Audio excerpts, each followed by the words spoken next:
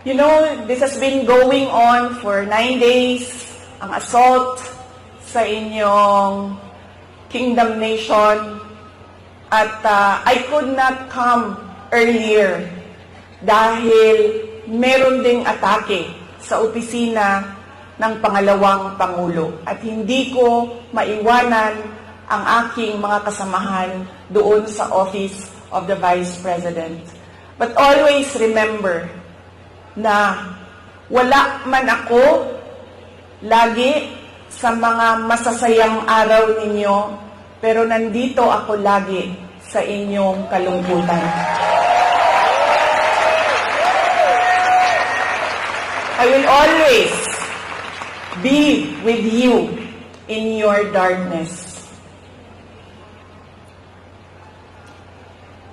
Bago ako pumunta dito, doon sa Manila,